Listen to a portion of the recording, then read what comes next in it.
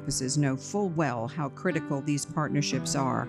Our campuses are the chief education providers in their communities. We know that, but we are also neighbors. We are fully entrenched in our outreach mission and service to our communities. We are part of the quality of life and well-being of our regions. We have to work together. Working together, I am certain we're going to leave a legacy of what this new center will do for this community. This today is about Douglas's vision, something that he passed from, but led a legacy to fix.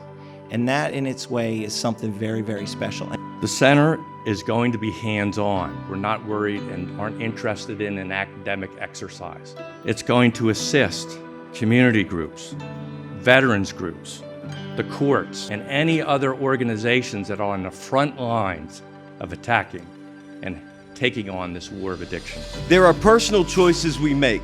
Some are driven by the need to please ourselves in certain ways, and some of them are there as a result of ways and coping mechanisms that have been created in brain development when you were 3 and 4 years old that have caused you to respond a certain way based upon the trauma you might have experienced. And those things don't change without, number one, a level of support. Number two, being able to actually recognize if I do have an issue, who can I talk to and can I be safe? Am I going to lose my job? How are people going to look at me differently? Is it okay for me even to talk about this before it's too late? And all of us have an obligation to stop pointing fingers and be a part of the solution. I joined this fight a long time ago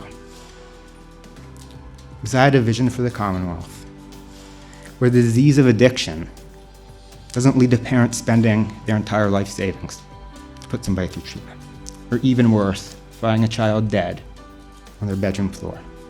Where family and friends don't have to ask themselves, is there more that I could have done? Where veterans aren't giving up hope because of a confusing and challenging benefit and treatment system. And where we're not burying our best friends, like I did 1,088 days ago. I am firmly committed to ensuring that the Douglas W. Pollock Center for Addiction Outreach and Research is a lifesaver in every sense of the term.